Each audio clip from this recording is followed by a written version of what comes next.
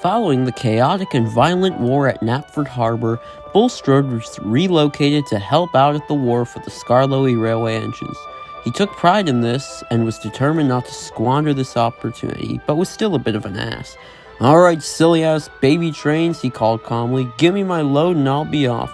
"He's clearly referring to the hit-era clones of us," said Skarloey from afar. "If he wants to be rude, we'll let him learn his lesson. I do hope Rheneas comes back soon." Just then, Rheneas entered the wharf. He had been refurbished on the mainland. "Hello, Skarloey," he said politely. "I'll always be ready for another day of work, and another." Skarloey was overjoyed to see his closest friend back, and they promised to stick together once more. Despite the sappy nature, more was to come. 3 loud car engine sounds were heard, and the 3 horrid lorries entered the wharf. "Alright, all," said Lorry 1 condescendingly. "We're here, take over your work now. You're all too slow. The standard gauge engines aren't worth or shit to us now." "The water's right there in case you're wondering," snarked Sir Handel, "if you want to prove who you really are." "Watch your mouth, you Greg Heffley wannabe," snapped Lorry 1. "We own you now." "You think 3 pieces of scrap iron are enough to take on a fleet of 9 engines?" Duncan joined in. "We outnumber you. We're a perfect square together." "You sound like the king from Disney's pathetic excuse to celebrate their centennial," snickered Lorry 2. "And I have to say, while the lorries blow ash, Wish is an actually f***ing terrible movie." The next day, the first petty scheme the lorries pulled was having Lorry 2 spill fuel from the tank he was carrying onto the line. After a minute, the line was covered with fuel. Duke was shunting flatbeds onto the line when his wheels slipped on the oil. The flatbeds shot off the line and into the canal. Duke was okay though, but Duncan found the situation funny as "Guess you should audition for the Dukes of Hazzard movie. You do better than who was nominated for a Razzie." "Bitch!" Duke ignored him as Rusty came to pull him back onto the line. "It was those godforsaken lorries who came in yesterday," said Duke. "We need to get them out of here as soon as possible." But there was no need for that, as Duke's driver had called the cops, who were being smart for a change. Lorry 2 was being towed away by Butch to jail for disturbing the peace, but as he was being pulled off, he whispered to his brothers, "I'll be back to deal with those silly baby trains like we planned." Lorry 1 and 3 re-entered the wharf, where I called out, "Now, Beavis and Butthead are back." "For what, you may ask?" "To bring pain to our asses." "Piss you in a Diet Coke," snapped Lorry 3. He had the decency to not attack humans, as did 1 and 2.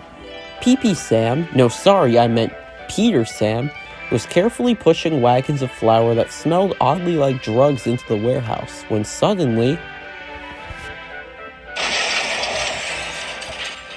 "Oh, that's good. I could snort all day. Booger sugar." "Booger sugar?" asked Peter Sam. "What's that?" "It's cocaine you snort through your nose," his driver spelt out for him. "You ever watch Gun vs. Gun?" "Have you ever thought about making more pop culture jokes than ever?" asked Peter Sam optimistically. "Until now," said Lorry 3. "Never recruit Bulgy if we're holding a riot against the railways. He has a severe drug addiction that cannot be fixed." The lorries decided the wharf was a questionable place to wreak havoc, so instead they drove off to the transfer yards, where Bowler was dropping off a long line of tankers. He saw the lorries come in and calmly got excited.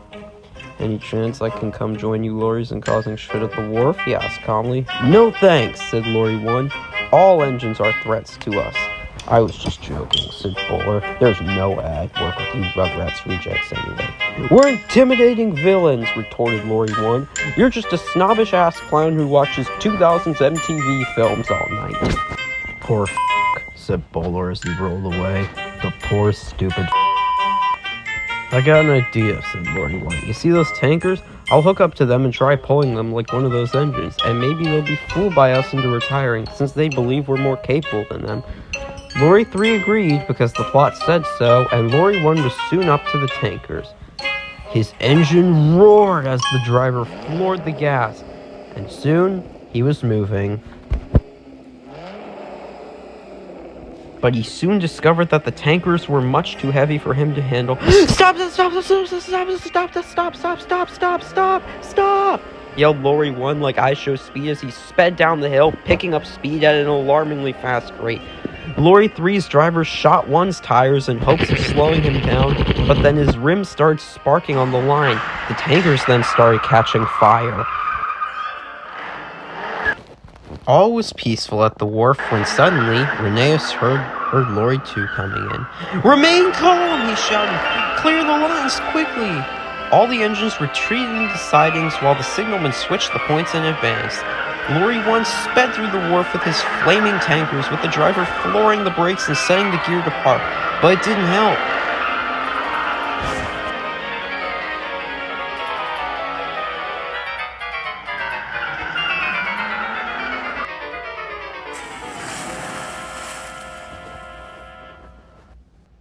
Luckily, nobody had been killed. The fire department was soon called to the scene, and only a few workmen had minor injuries, thank God. As for lorries 1 and 3, the police soon showed up and started taking them away for reckless endangerment, theft, and vandalism. "With all due respect, officer," said Rusty, "you should be firmer than that. They also caused pollution of the water with this crash. God knows what could happen next."